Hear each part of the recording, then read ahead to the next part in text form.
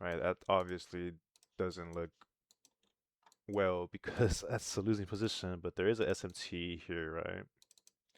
Just mark that out with the NASDAQ.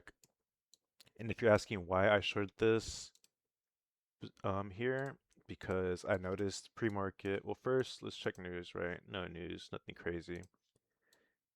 I noticed we had this high here swept for the third time here at 8:33 in London session, and this created a leg down, right, into some Asia sell side. But however, we left this Asia low hanging, and we had this huge imbalance, right?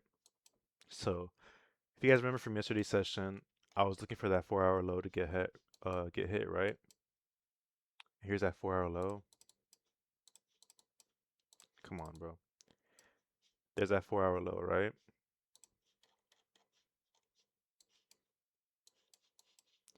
So after price created a new low right here, engineering more sell side. So this will be the new 4-hour low, right? So let's get rid of this. But what did price do ever since it created that, right? Bullish. Price came back down into the first fair value gap of that move that engineered that high. And what do? Respect it. And we had this crazy, crazy push up right before Asia, which left us this huge 5-minute gap that I was looking at. And I'll tell you guys why. So if we were going to respect this bearish move to the downside to this Asia low, which was my TP, I held a little longer because on the NASDAQ, this was taking a little longer since it made this move up and created this SMT, right? But I marked out this 5-minute um, fair value gap that created that huge displacement to the upside from that 4-hour low, right? So at this point, I'm thinking, okay, if we respect this here, right?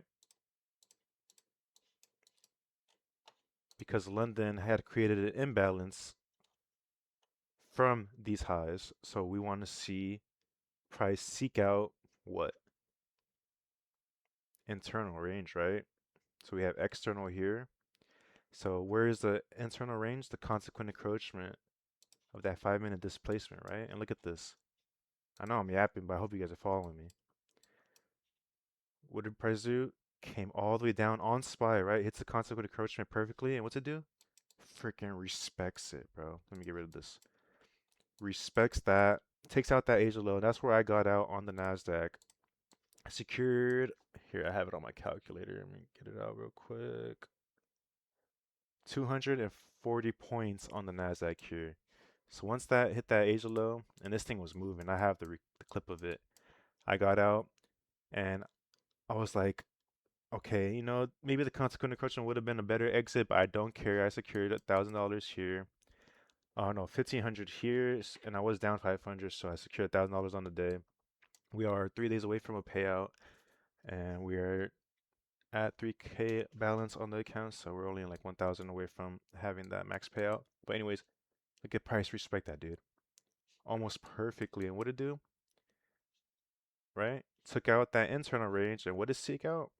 The external again, which was the London high and this New York high that I had marked out from yesterday's session.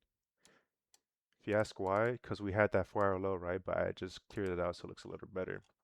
So I left that there and look, price hit that at 11.15. And what did it do?